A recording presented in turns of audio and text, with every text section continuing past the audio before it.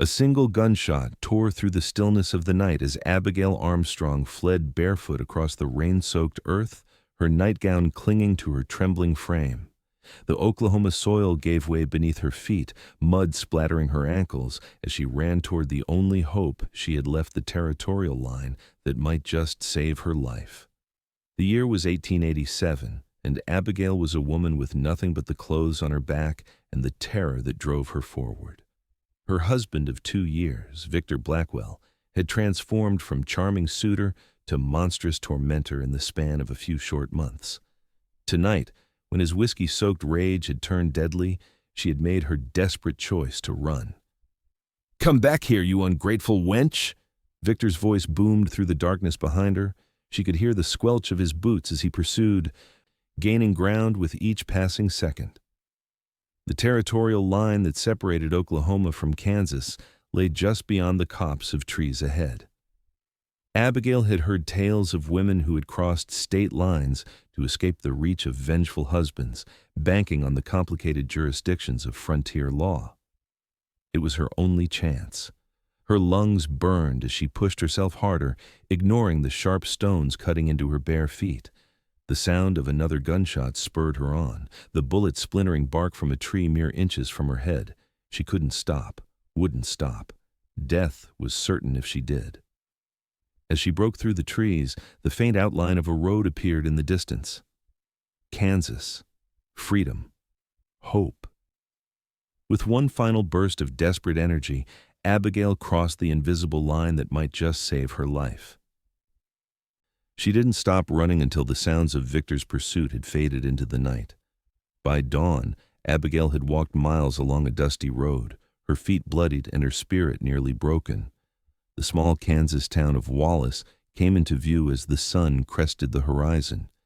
It was a modest settlement, a main street with a general store, a saloon, a small church, and scattered houses spreading outward into the surrounding plains. Exhaustion overtook her as she stumbled into town.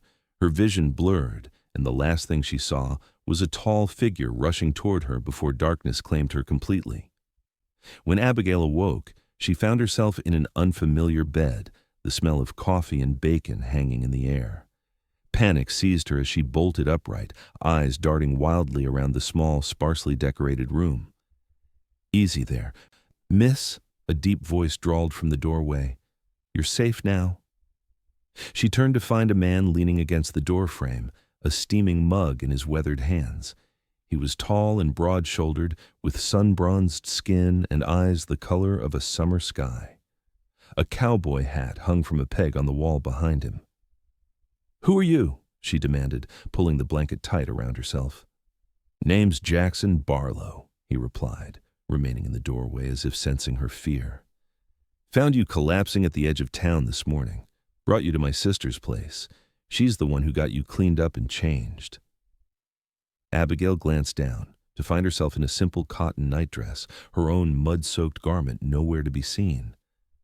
"Where am I exactly?" she asked, her voice hoarse from exhaustion. "Wallace, Kansas," Jackson answered, setting the mug down on a small table near the bed. "My sister Martha owns the boarding house on the edge of town. This here's her spare room." Relief washed over Abigail. Kansas. She had made it across the state line. But for how long would she be safe? Victor was not a man who gave up easily on what he considered his property. "I need to keep moving," she said, attempting to rise but finding her legs too weak to support her. Jackson moved forward instinctively but stopped himself from touching her when she flinched away. "Miss, with all due respect, you can barely stand. Whatever you're running from, you've put some distance between it and yourself. Rest up at least for a day or two." Tears welled in Abigail's eyes as the events of the previous night crashed over her once more. "You don't understand. He'll come looking for me." "He always does." Jackson's eyes narrowed, understanding dawning in them. "Husband?" She nodded, the shame of her failed marriage washing over her. "I've seen your kind before," Jackson said softly, no judgment in his voice. "Running from men who confuse ownership with love." A knock at the door interrupted them, and a woman with the same striking blue eyes as Jackson peered in. "Ah, you're awake," she said, her voice warm and gentle. "I'm Martha Barlow. You gave us quite a scare this morning." Abigail wiped at her tears. "Thank you for your kindness, but I can't stay. I need to move on before your husband catches up." Martha finished for her, entering the room fully with a tray of food. "Honey, half the women in this town are running from something or someone. You're not the first, and sadly, you won't be the last." Jackson cleared his throat. "Martha runs more than just a boarding house. She helps women like you disappear." Hope flickered in Abigail's chest for the first time in months. Disappear? Martha set the tray down beside the bed. "Eat first, then we'll talk about how to make Abigail Armstrong cease to exist." "How did you know my name?" Abigail asked, suspicion creeping back into her voice. Martha produced a small locket from her apron pocket. "It was clutched in your hand when Jack brought you in. Has your name inscribed inside."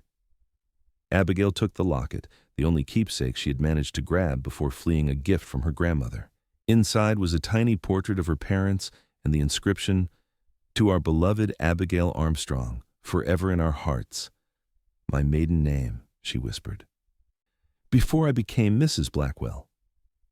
Jackson and Martha exchanged a glance laden with understanding. "Well, Miss Armstrong," Jackson said, tipping an invisible hat, "welcome to your new life." Over the next few days, Abigail regained her strength under Martha's care. The boarding house, she learned, was known informally as the Sanctuary, among those who needed it most.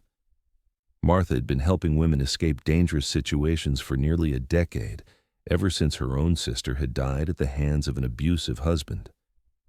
Jackson, it turned out, was one of Wallace's most respected cattle ranchers, with a modest spread just outside of town. He visited daily, bringing supplies and news from town.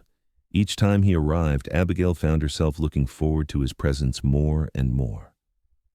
There was something soothing about his quiet strength and gentle manner. On the fourth day, Martha sat Abigail down in the small parlor of the boarding house, a serious expression on her face. "It's time we discussed your future," she said, pouring tea into delicate cups that seemed at odds with the frontier surroundings. "You have a few options, but none without risk."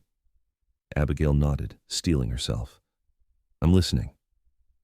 "First, you could move on, head further west, maybe all the way to California. I have contacts who could help you establish a new identity." "And the other options?" Abigail asked, clutching her teacup tightly. "You could stay in Wallace, but that would require a convincing story. Victor will come looking eventually. Men like him always do." The door opened, and Jackson entered, removing his hat as he ducked through the doorway. "Sorry to interrupt, but I thought you should know there's a stranger in town asking questions," described a woman matching Abigail's appearance. Abigail's teacup clattered to the floor, spilling its contents across the worn wooden planks. "He's found me already," she whispered, terror seizing her heart. "Not necessarily your husband," Jackson clarified. "Looks like a hired gun, a bounty hunter of sorts." Martha cursed under her breath. "Then it won't be long. We need to move quickly." She turned to Abigail. "We have a system for this. Jack, I think it's time for Plan 3. Jackson nodded gravely, his eyes meeting Abigail's. "It means you'll need to hide in plain sight, which is often the safest place. No one looks for what's right in front of them."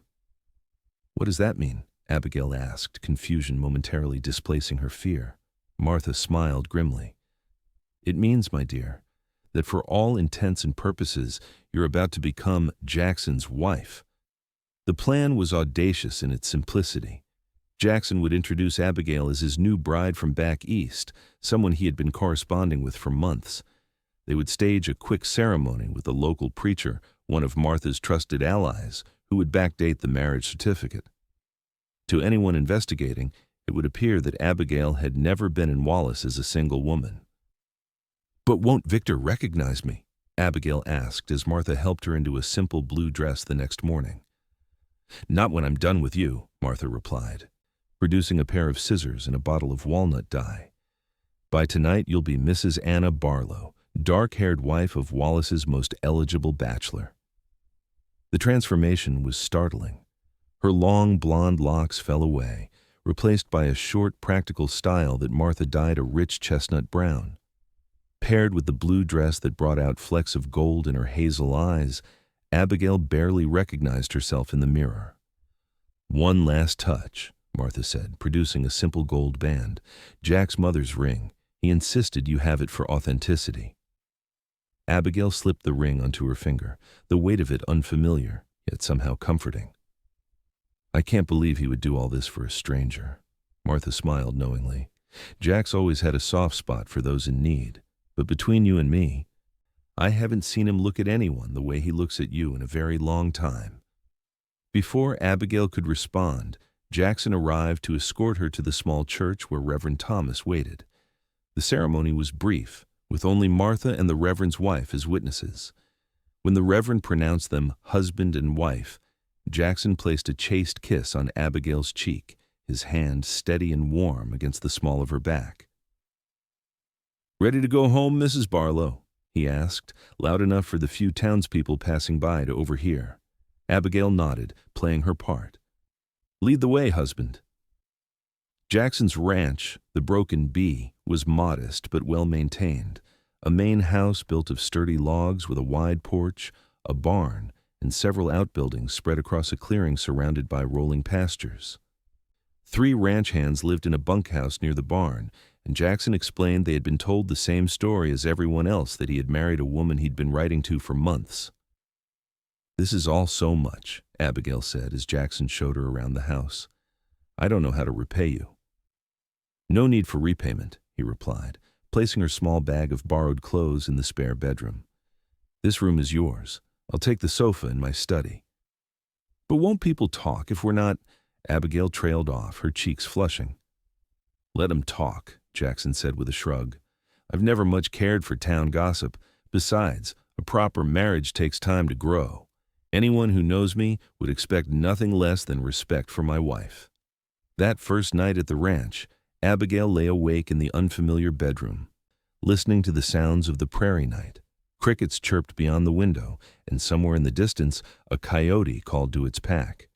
So different from the sounds of Oklahoma City, where she had lived with Victor. Victor. The thought of him still sent chills down her spine. How long before he traced her to Wallace? How long before this fragile peace was shattered? The next morning, Abigail rose early, determined to earn her keep. She found Jackson in the kitchen, frying bacon and brewing coffee. "You didn't have to cook," she said, embarrassed to find him doing what should be her work in this charade. "Been cooking for myself for years," he replied with an easy smile. "Besides, you're still recovering." "I'm feeling much better," she insisted, taking the spatula from his hand. "Please, let me do this. If I'm to play the role of your wife, I should at least act the part properly." Jackson relented, watching as she took over breakfast preparations. "You know, for this to work, we need to get to know each other. A real husband and wife would know the little things." Abigail nodded. "You're right. What should I know about you, Mr. Barlow?" "Jack," he corrected. "Everyone calls me Jack. I'm 32 years old, born in Missouri. Came west with my parents when I was just a boy. Lost them both to cholera when I was 16. Martha and I scraped by after that, her taking in washing and me working whatever jobs I could find. Eventually saved enough to buy this land 7 years ago." "I'm sorry about your parents," Abigail said softly, flipping the bacon in the pan. "Life out here is hard," he said simply. "What about you? The real you, not the story we'll tell others." Abigail hesitated, unused to speaking freely about herself. Victor had always punished such indulgences, claiming they were signs of vanity. "I'm 23, she began cautiously. "Born in St. Louis to parents who wanted a son. My father was a banker who gambled away our fortune when I was 15. My mother died of grief shortly after. I worked as a seamstress until Victor courted me 2 years ago, promising stability and respectability." She fell silent, the memory of Victor's initial charm and subsequent cruelty too painful to recount. "And instead, he gave you hell," Jackson finished for her, no pity in his voice, just understanding. Abigail nodded, grateful for his perception. I thought I was trapped forever until that night he came home drunk and fired his pistol at me. I ran and didn't look back." Jackson's jaw tightened, but his voice remained calm. "Well, Anna Barlow has a different story. She was a schoolteacher back east who decided adventure in the West was preferable to spinsterhood in New Hampshire." "New Hampshire?" Abigail asked, raising an eyebrow. "Figured it was far enough away that no one in Wallace is likely to have connections there," Jackson explained. "Plus, you've got that eastern way of speaking that folks around here will notice." "I suppose I do," she conceded, setting a plate of bacon before him. "So tell me, husband, how did we meet?" Jackson's eyes twinkled as he launched into the fabricated tale of their courtship by correspondence, initiated through a newspaper advertisement. As they ate, they refined their story, committing details to memory that would convince even the most suspicious observer. After breakfast, Jackson introduced Abigail to the ranch hands, a grizzled older man named Pete, a middle-aged Mexican vaquero called Miguel, and a young cowboy barely out of his teens named Teddy. All three tipped their hats respectfully, though Abigail could sense their curiosity about their boss's sudden marriage. "Mighty pleased to meet you, Mrs. Barlow," Pete said, his leathery face creasing into a smile. "Boss has been needing a woman's touch around here for far too long." "Thank you, Pete," Abigail replied, consciously modulating her voice to sound more confident than she felt. "I hope I can live up to expectations." "You already have, madam," Teddy blurted out, then blushed furiously. "What I mean is, the boss seems happier already." Jackson cleared his throat, clearly uncomfortable with the direction of the conversation. "All right, that's enough socializing. Those cattle won't move themselves to the north pasture." As the men dispersed to their duties, Jackson turned to Abigail. "I need to ride out with them today. Will you be all right here alone?" Concern flashed in her eyes. "What if someone comes looking?" "Martha will be by this afternoon. And Pete's wife, Sarah, lives just over that rise." He pointed to a small cabin visible in the distance. "Signal with the bell on the porch if you need help. 3 rings is our emergency call." Abigail nodded, trying to appear braver than she felt. "I'll be fine. Be careful out there." Jackson hesitated, then reached out to squeeze her hand briefly. "You too. Anna?" Watching him ride off with his men, Abigail felt a strange mixture of vulnerability and liberation. For the first time in years, she was alone without fear of Victor's unpredictable moods. She spent the morning exploring the house, familiarizing herself with its layout and contents. Jackson lived simply but comfortably.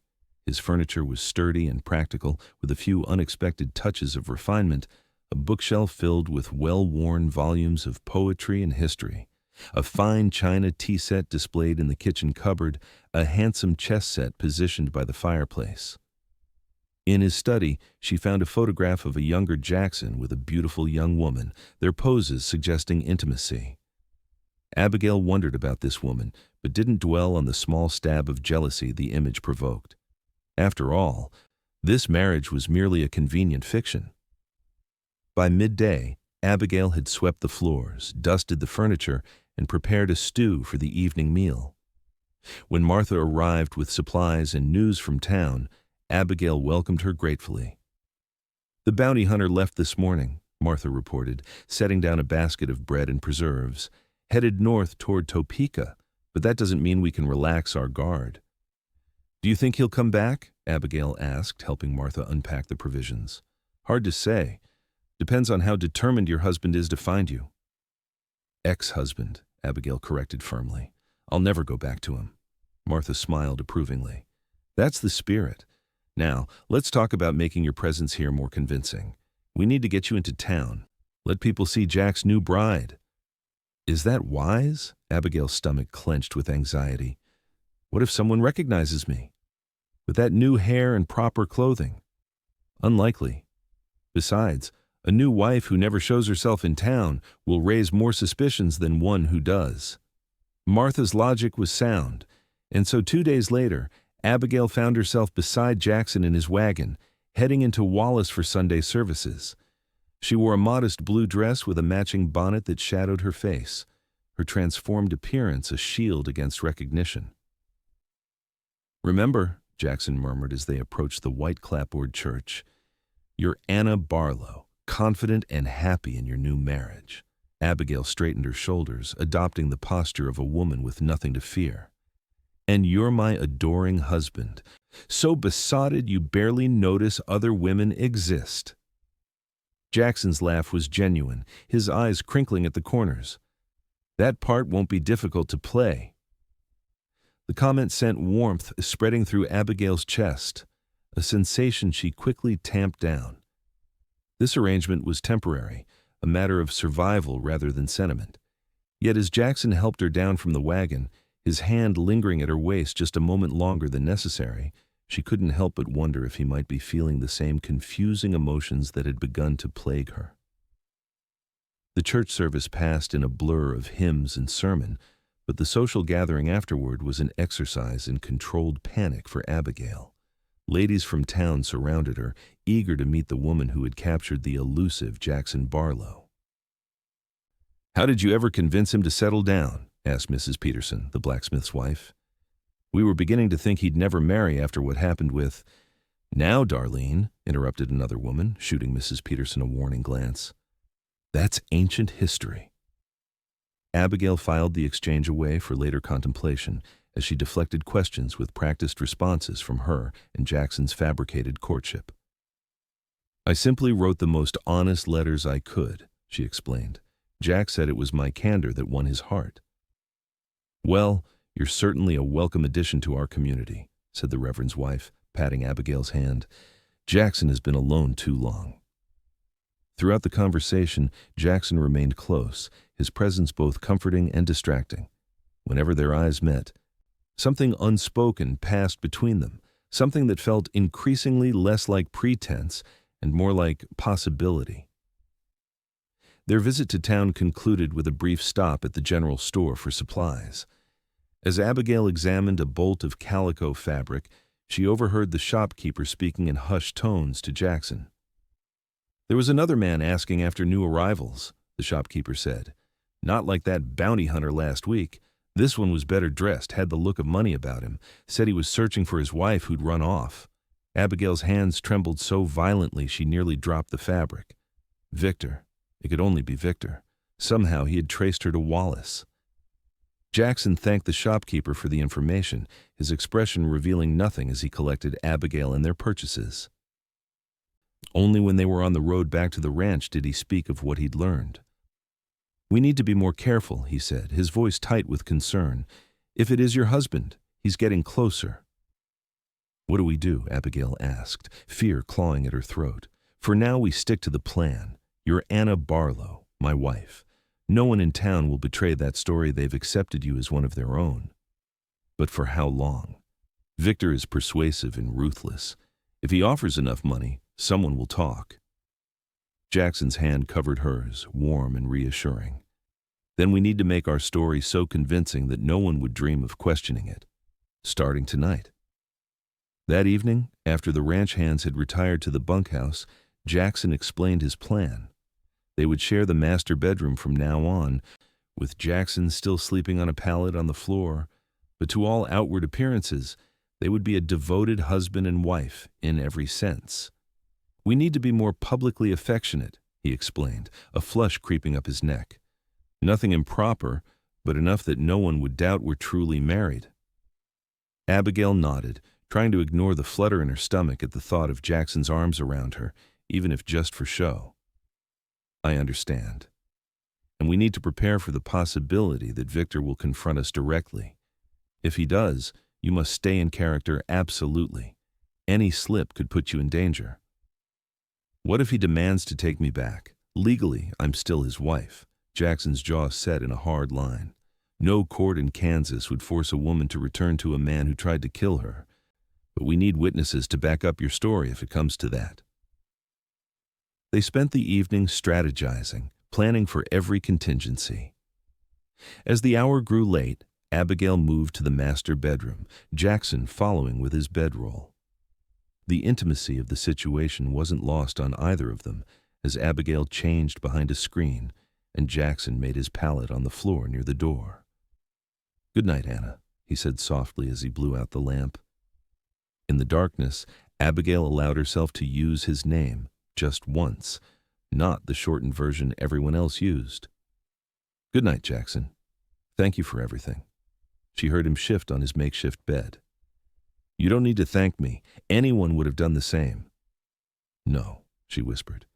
"They wouldn't have." Sleep came fitfully that night, with Abigail acutely aware of Jackson's presence just feet away. In the quiet darkness, she admitted to herself what she had been trying to deny: she was falling for the cowboy who had risked everything to hide her in plain sight. The next week passed in a tense routine. During the day, Abigail tended to the house and garden, learning from Sarah, Pete's wife, about the rhythms of ranch life. In the evenings, she and Jackson would sit on the porch, visible to anyone who might be watching, creating the picture of domestic contentment. Their forced closeness began to feel less forced with each passing day. Jackson's hand at her waist, his lips brushing her cheek in greeting, the way he tucked a strand of her newly darkened hair behind her ear. Actions meant for show that began to carry genuine affection. Abigail found herself looking forward to these small intimacies, cherishing each one as if it might be the last. On Saturday, Jackson surprised her with news that he needed to travel to a neighboring ranch to negotiate the purchase of a new bull. He would be gone overnight. "I don't want to leave you," he admitted as he packed a saddlebag, "but this deal can't wait." "I'll be fine," Abigail assured him, though her heart raced at the thought of being alone. "Pete and the others will be nearby." Jackson handed her his revolver. "Keep this close, just in case. Do you know how to use it?" Abigail took the weapon, its weight substantial in her palm. "My father taught me before everything fell apart. I haven't fired one in years, though." Jackson showed her how to check that it was loaded, his hands guiding hers with gentle pressure. "I'll be back by tomorrow afternoon at the latest. If anything happens, anything at all, ring that bell and ride to Sarah's." Before he left, Jackson pulled her into an embrace that lingered beyond the requirements of their charade, his face buried in her hair. "Be safe," he murmured, and then he was gone, riding out with Teddy as an escort. The house felt painfully empty without Jackson's presence. Abigail busied herself with chores, keeping the revolver within reach at all times. As dusk fell, she lit lamps in every window, creating the illusion of multiple occupants. She had just finished washing the dinner dishes when a knock came at the door. Freezing in place, Abigail's hand instinctively went to the revolver tucked in her apron pocket. "Mrs. Barlow," Pete's gruff voice called. "Just checking that everything's all right before we turn in." Relief flooded her as she opened the door to find the old cowhand standing on the porch, rifle in hand. "Everything's fine, Pete. Thank you for checking." Pete nodded, his weathered face serious in the lamplight. "We'll keep watch tonight, madam. Boss's orders. One of us will be awake at all times." Touched by Jackson's foresight and the loyalty of his men, Abigail thanked Pete again before securing the door. Despite the reassurance, she slept poorly, waking at every creak and settling of the house. Morning brought no relief from her anxiety. Abigail moved through her tasks mechanically, eyes constantly drifting to the road that would bring Jackson home. By midday, her nerves were stretched to breaking point. When the sound of hoofbeats finally came, Abigail rushed to the window, expecting to see Jackson's familiar figure. Instead, a single rider approached a well-dressed man on an expensive-looking thoroughbred. Victor. Panic seized her throat as she recognized her husband's imperious posture, the way he surveyed the ranch as if assessing its value. How had he found her? Who had betrayed her whereabouts? The revolver trembled in her hand as she backed away from the window. Pete and the others were out with the herd, too far to hear the bell. She was alone. A sharp knock rattled the door. "Hello? Is anyone home?" Victor's smooth, cultured voice called out, so different from his drunken roars on that fateful night. Abigail remained silent, mind racing. If she confronted him, he might force her to return. If she hid, he might leave, but would certainly return with reinforcements or legal authority. "I'm looking for the owner of this ranch," Victor continued. I've been told he might have information about my missing wife. Decision made, Abigail tucked the revolver into the folds of her skirt and smoothed her hair. Anna Barlow would face this threat head-on. She opened the door, keeping her expression neutral as she met the eyes of the man who had nearly killed her. "Can I help you, sir?" she asked, her voice steady despite the terror coursing through her veins. Victor's gaze swept over her, a flicker of confusion crossing his features before dismissing her as irrelevant. "I'm looking for Jackson Barlow. Is he available?" "My husband is away on business," Abigail replied, emphasizing the word husband. "I'm Anna Barlow. Is there something I can assist you with?" Victor smiled, all charm and polish. "Victor Blackwell, madam. I'm searching for my wife who disappeared several weeks ago. I have reason to believe she may have passed through this area." "How distressing for you," Abigail said, affecting sympathy. "What does your wife look like? Perhaps I've seen her in town." Victor produced a small photograph from his breast pocket, Abigail in her wedding finery, blonde hair elaborately styled, eyes void of the happiness a bride should display. "Her name is Abigail," Victor said, watching Abigail's face closely. "She's quite disturbed, I'm afraid, prone to hysterical fabrications and flights of fancy. She may be using another name." Abigail studied the photograph with deliberate care, heart pounding so loudly she feared Victor might hear it.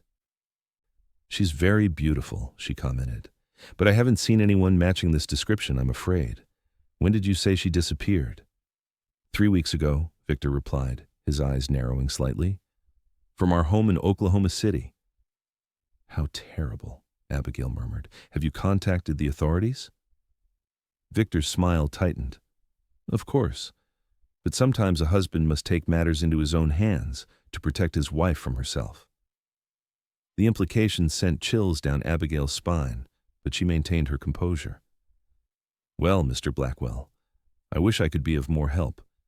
Perhaps you should speak with my husband when he returns tomorrow. He knows everyone in the area." Victor hesitated, clearly weighing his options. "I'm staying at the hotel in town. Please let Mr. Barlow know I'd appreciate a moment of his time." "Of course," Abigail replied, eager to end the conversation. "Good day, Mr. Blackwell." As Victor mounted his horse, he paused, looking back at Abigail with an intensity that made her blood run cold.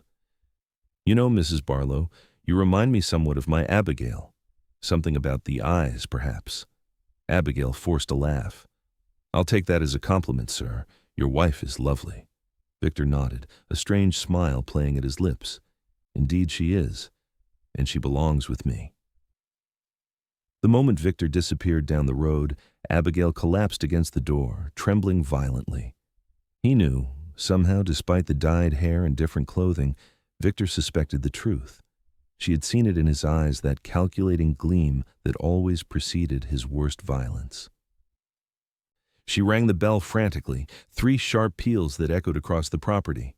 Within minutes, Pete arrived, breathless and alarmed. "Mrs. Barlow, what's happened?" "A man came looking for my husband," she explained, choosing her words carefully. "I believe he means Jack Harm. Please, can you send someone to find him? Tell him Victor Blackwell is in town." Pete's expression darkened. "I know that name. Boss told us to watch for him. Teddy's the fastest rider. I'll send him now." After Pete left, Abigail paced the house, unable to settle. Victor would return, perhaps with a marshal or judge, claiming his legal rights as her husband. Even with Jackson by her side, the law might not protect her. Hours passed in agonizing slowness. When hoofbeats finally approached at sunset, Abigail grabbed the revolver, prepared for Victor's return. Instead, Jackson burst through the door, face etched with concern. "Anna," he exclaimed, using her assumed name even in private, "are you hurt? Teddy said Blackwell was here." Abigail flew into his arms, the revolver clattering to the floor as she clung to him. "He knows, Jack. He looked at me, and he knew." Jackson held her tightly, his heart pounding against her cheek. "Did he threaten you?" "Not directly, but he made it clear he means to take me back." She pulled away slightly, looking up into Jackson's worried face. "He's staying in town, said he wants to speak with you tomorrow." Jackson's jaw tightened. Then I'll speak with him. But first we need to prepare. That evening, they sent word to Martha, who arrived with Reverend Thomas shortly after nightfall. The four of them gathered around the kitchen table, speaking in hushed tones as they formulated a plan. The legal situation is complicated, Reverend Thomas explained. Under the law, Abigail is still Mrs. Blackwell, regardless of our backdated marriage certificate. If Blackwell presses his claim, a judge might order her return to Oklahoma. Over my dead body, Jackson growled, his hand covering Abigail's protectively. Martha leaned forward, her expression grave. There's another option, but it's risky. If Abigail can prove Victor attempted to kill her, she might be granted a divorce on grounds of extreme cruelty, but it would mean revealing her true identity. I have no proof beyond my word, Abigail said quietly, and Victor is charming and persuasive. He'll paint me as hysterical or worse. Then we discredit him first, Jackson suggested. Surely a man like that has enemies, people who know his true nature. Martha nodded slowly. I have contacts in Oklahoma City. If we can delay Blackwell for a few days, I might be able to gather evidence against him. But how do we keep him from taking Abigail in the meantime? Reverend Thomas asked. Jackson's expression hardened with resolve. By making our marriage more than just a convenient fiction. All eyes turned to him in confusion. If Abigail and I are truly married legally, before witnesses it complicates Blackwell's claim. He'd have to prove our marriage invalid before asserting his own rights. But I'm already married to him, Abigail protested. Wouldn't that make a marriage to you bigamous and therefore void? Not if we argue you fled under threat of death, Reverend Thomas said thoughtfully. There are precedents, particularly in frontier territories. A woman abandoned by a husband, or one who flees mortal danger, can sometimes be considered free to remarry. It's a legal gray area, Martha admitted, but it might buy us the time we need to gather evidence against Victor. Abigail looked at Jackson, stunned by his proposal. You would do that? Legally bind yourself to me when this might all end badly? Jackson's blue eyes held hers steadily. I would, if you're willing. The room fell silent as Abigail considered his offer. This was no longer about pretense or convenience. This was Jackson risking his reputation, possibly his freedom, to protect her. And beneath that practical consideration lay something deeper, something neither had dared voice aloud. Yes, she whispered finally. I'm willing. Reverend Thomas performed the ceremony there in the kitchen, with Martha and Pete as witnesses. This time, when Jackson kissed his bride, it was not the chaste peck of their earlier charade, but a tender, lingering touch that left Abigail breathless. I, Jackson Barlow, take thee, Abigail Armstrong, to be my lawfully wedded wife, he had said, his voice unwavering as he used her real name in the vows. To have and to hold, from this day forward, for better, for worse, for richer, for poorer, in sickness and in health, until death do us part. When Abigail repeated the words, she felt their weight and truth settle into her heart. This marriage, begun as a deception, had somehow transformed into the most honest thing in her life. After Martha and the Reverend departed, with promises to begin gathering evidence immediately, Jackson and Abigail found themselves truly alone as husband and wife for the first time. You should take the bed tonight, Jackson said, moving to prepare his pallet on the floor. Abigail caught his hand, summoning courage she hadn't known she possessed. Jack, we're married now, truly married. You don't have to sleep on the floor anymore. Jackson stared at her, uncertainty and hope warring in his expression. Abigail, I don't want you to feel obligated. This marriage may have legal weight, but I never meant to force you into— You haven't forced me into anything, she interrupted, stepping closer. Everything you've done has been to give me choices, not take them away, and now I'm choosing this choosing you. Jackson's hand came up to cradle her face, his touch feather light. Are you certain? After everything you've been through, Abigail leaned into his touch. I've never been more certain of anything. I think I've been falling in love with you since the day you found me collapsed at the edge of town.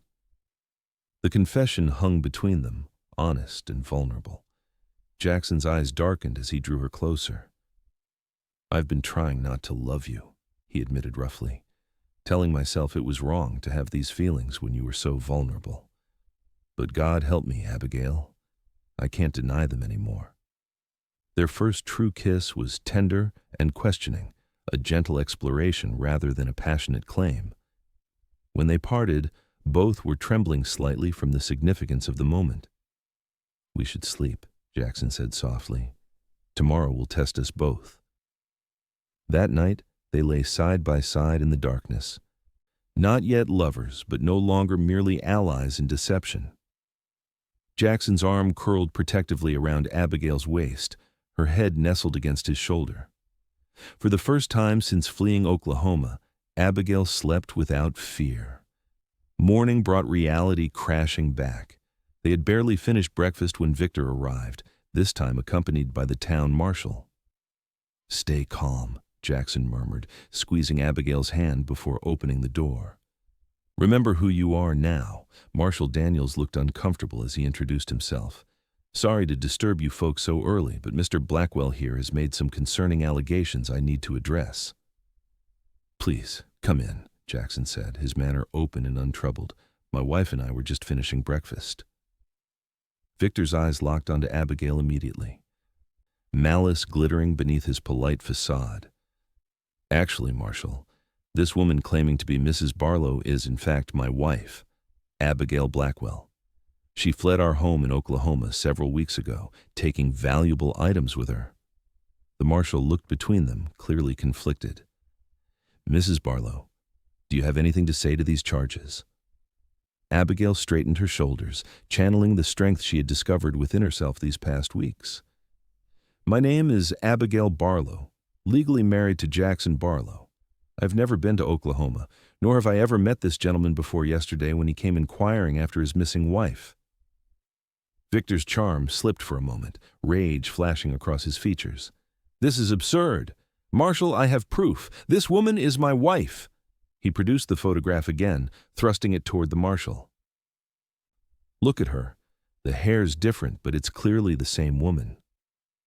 Marshal Daniels studied the photograph, then looked at Abigail with new scrutiny. "There is a resemblance," he admitted. Jackson stepped forward.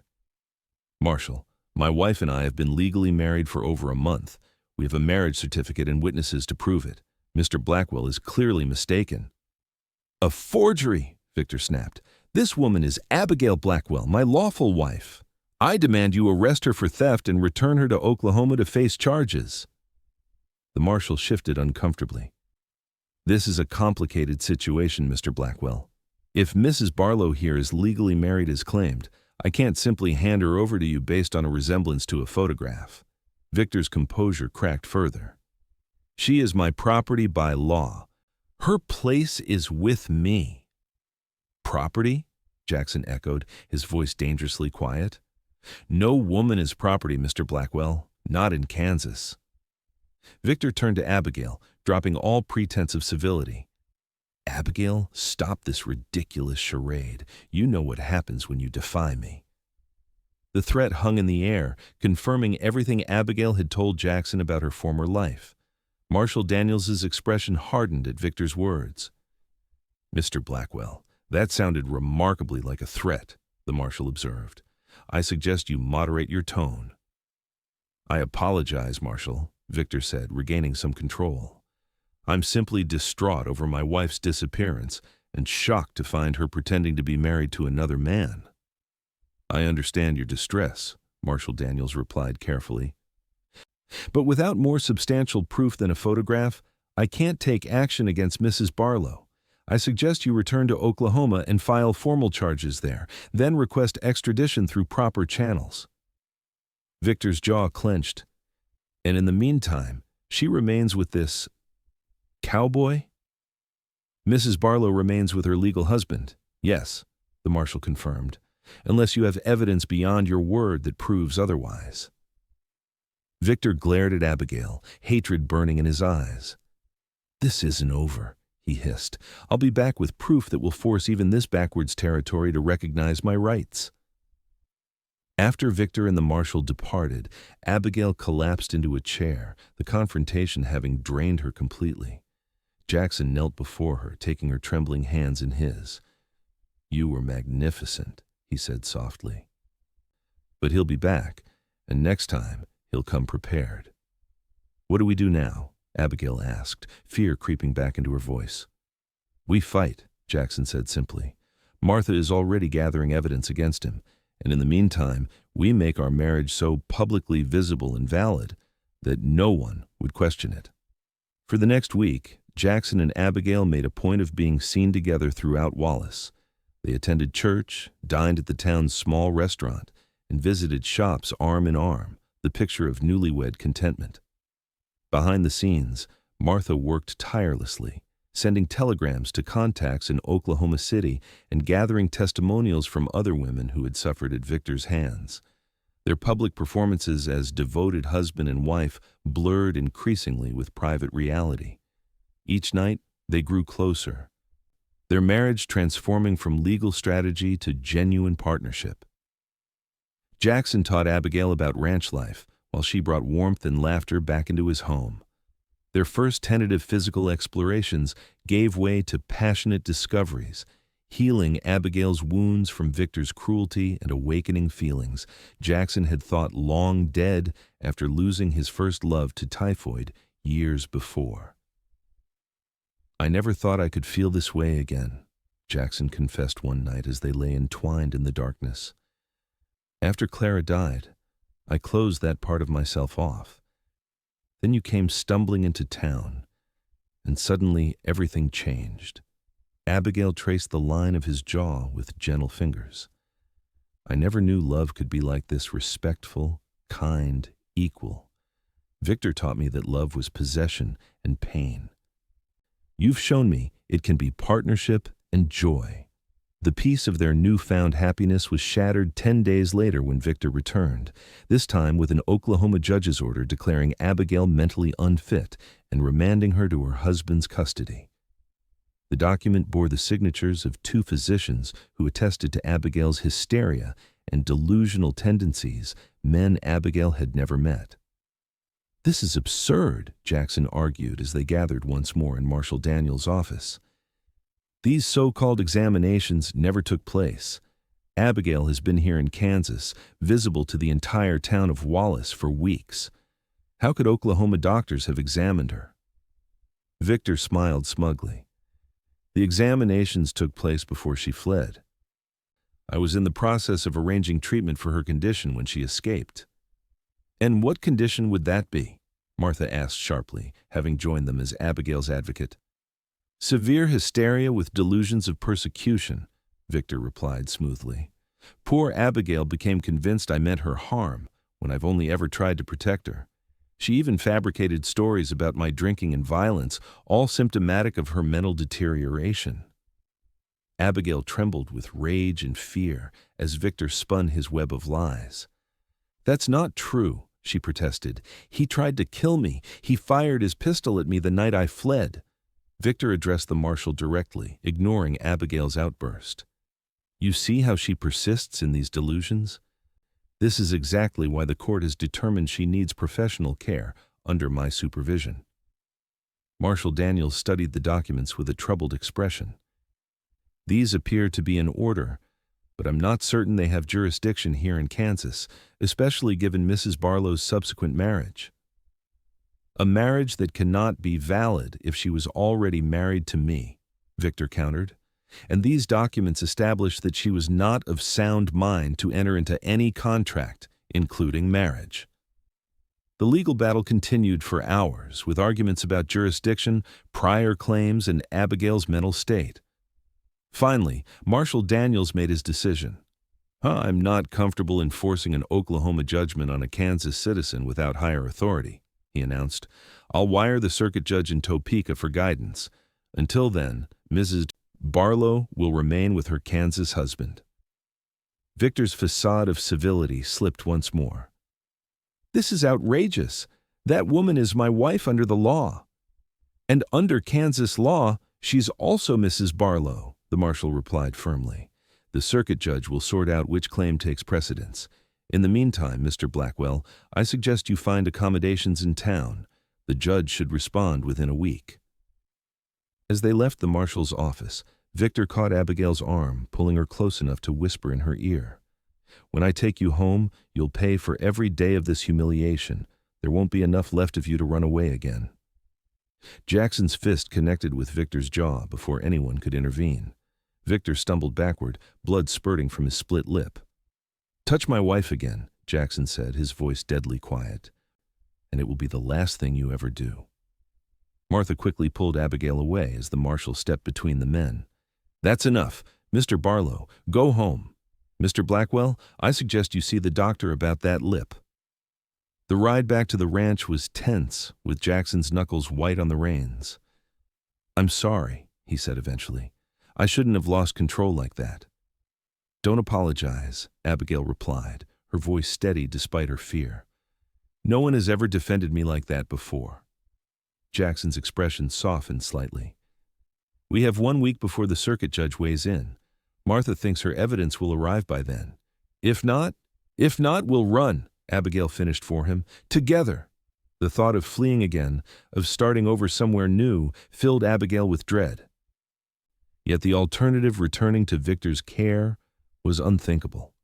For the first time, she understood that her life with Jackson was worth fighting for, worth risking everything to preserve. That night, as they clung to each other with a desperation born of uncertainty, Jackson made a promise. "Whatever happens, Abigail, you won't face it alone. I will move heaven and earth to keep you safe." "I know," she whispered against his chest, "and that's why I love you." The week passed in agonizing slowness. Victor remained in Wallace, watching the ranch from a distance, occasionally appearing in town when Jackson and Abigail ventured there. His presence was a constant reminder of the threat hanging over them. Martha worked feverishly, sending and receiving telegrams daily. On the 6th day, she arrived at the ranch with a triumphant expression. "I've got it," she announced, brandishing a packet of papers. "Testimonials from 3 women in Oklahoma City who suffered at Victor's hands before you, Abigail. One has physical scars from his beatings. Another lost a child after he pushed her downstairs." Abigail's stomach twisted at the confirmation that Victor's cruelty extended beyond her. "Will it be enough?" "There's more," Martha continued. "A bartender from Victor's favorite saloon has signed a statement about his violent drunken rages. And most damning of all, I found the doctor who treated a young housemaid Victor nearly killed 2 years ago. He's documented her injuries in detail and is willing to testify that Victor was responsible." Hope bloomed in Abigail's chest for the first time in days. "So when the circuit judge arrives, we present evidence that Victor is not a concerned husband but a dangerous predator," Jackson finished, drawing Abigail close, "and that your flight was not madness, but self-preservation." The circuit judge, a stern man named Judge Hollister, arrived on the morning of the 7th day. The hearing was held in the town hall, with what seemed like all of Wallace in attendance. Victor arrived with a lawyer from Topeka, while Abigail was represented by a young attorney Martha had engaged from the same city. As the proceedings began, Abigail sat between Jackson and Martha, drawing strength from their presence. Victor's lawyer presented first, painting a picture of a disturbed young woman who had fled her loving husband's attempts to secure medical treatment for her. When it was their turn, Martha's evidence was presented methodically. The testimonials, the doctor's statement, even records from Oklahoma City showing complaints against Victor that had mysteriously disappeared from official files. Most compelling was a telegram from the Oklahoma Territorial Governor himself, acknowledging awareness of Victor's unsavory reputation and declining to support his custody claim. As the evidence mounted, Victor's composure crumbled. When Judge Hollister called Abigail to testify, she walked to the front of the room with her head held high. "Mrs. Armstrong, or should I say Mrs. Barlow," Judge Hollister began, "please tell this court why you fled your first husband's home." Abigail took a deep breath, looking directly at Victor as she spoke. "Because he tried to kill me, Your Honor. It wasn't the first time he had hurt me, but it was the first time I truly believed he would finish what he started." And how did you come to be married to Mr. Barlow here in Wallace? I collapsed at the edge of town after walking all night. Jackson found me and took me to his sister's boarding house. When we learned Victor had sent men looking for me, Jackson offered me protection through marriage. What began as a practical arrangement became real as we grew to care for each other. Judge Hollister nodded thoughtfully. Mr. Blackwell maintains you are mentally unsound. Have you ever been treated for mental illness? Never, Your Honor. The documents claiming I was examined are complete fabrications. I was never evaluated by any doctor regarding my mental state. The questioning continued for nearly an hour, with Victor growing increasingly agitated as Abigail calmly described the abuse she had endured. When Victor's turn came, his testimony was riddled with contradictions and barely contained rage. "She belongs to me," he finally shouted after a particularly pointed question from the judge. "I paid good money for her, and I'll be damned if some dirt-poor cowboy gets to keep what's mine." A hush fell over the room at his outburst. Judge Hollister peered at Victor over his spectacles, his expression severe. "Mr. Blackwell, human beings are not property to be bought and sold, regardless of marital status. Your own words have done more to confirm Mrs. Barlow's accusations than anything her counsel presented." After a brief recess, Judge Hollister delivered his ruling. Having reviewed the evidence and testimony presented, this court finds that the marriage between Abigail Armstrong and Victor Blackwell was entered into under false pretenses and subsequently rendered void by Mr. Blackwell's life-threatening abuse. Victor surged to his feet, face contorted with rage, but his lawyer pulled him back down as the judge continued. Furthermore, the court recognizes the marriage between Abigail Armstrong and Jackson Barlow as legal and binding under Kansas territorial law. Mr. Blackwell's custody claim is denied, and he is hereby ordered to cease all attempts to contact or reclaim Mrs. Barlow. Relief washed over Abigail in a dizzying wave as Jackson's arm encircled her waist. They had won. She was free. Victor's parting words spat at her as he was escorted from the hall held no power over her anymore. "This isn't over, Abigail. You'll always be looking over your shoulder." Jackson pulled her closer, his voice steady and sure. "No, she won't, because if you ever come near my wife again, it will be the last mistake you make." As they left the town hall, the citizens of Wallace surrounded them with congratulations and support. What had begun as a deception had become truth in the eyes of the law and the community that had embraced them. That evening, as they sat on the porch of their home watching the sunset paint the prairie in gold and crimson, Abigail felt a peace she had never known before. "What happens now?" she asked, her head resting on Jackson's shoulder. He kissed her hair, his arm secure around her. "Whatever we want, Abigail. We build our life together. We run this ranch, maybe start a family someday. We live without fear." "I'd like that," she murmured, imagining a future that had seemed impossible just weeks ago. "A life without fear. With you." Jackson tilted her face up to his eyes reflecting the dying sunlight. "I meant what I said in our vows, you know, for better, for worse, until death parts us." "So did I," Abigail replied, rising on tiptoe to kiss him. "So did I." 2 years later, Abigail stood on that same porch, watching Jackson ride in from the north pasture, their infant son cradled securely in her arms. Benjamin Jackson Barlow had his father's eyes and his mother's smile, a perfect blend of the parents who adored him. "There's my boy," Jackson called as he dismounted, striding toward them with the easy confidence of a man content with his lot in life. He swept the baby into his arms, peppering his chubby face with kisses before turning the same affection on his wife. "And how are you today, Mrs. Barlow?" he asked, his free arm pulling her close. "Happy," Abigail answered simply. "So very happy." The Broken Bee had prospered under their joint care, expanding to include more cattle and several new hands. Martha still ran her boarding house in town, though she spent more time at the ranch these days, doting on her nephew and teaching Abigail all the skills a frontier woman needed. Victor Blackwell had returned to Oklahoma after the hearing, his reputation in tatters. 6 months later, word reached them that he had been killed in a barroom brawl, his violent nature finally bringing about his own demise. Abigail had shed no tears at the news, feeling only relief that his shadow would never again darken their door. As they stood together on the porch, their son babbling happily between them, Abigail reflected on the journey that had brought her here. From desperate flight across state lines to the haven Jackson had created for her, hidden in plain sight as his wife. What had begun as a deception had blossomed into the truest thing she had ever known. "What are you thinking about?" Jackson asked, noticing her contemplative expression. Abigail smiled, leaning into the solid warmth of the man who had saved her in every way a person could be saved.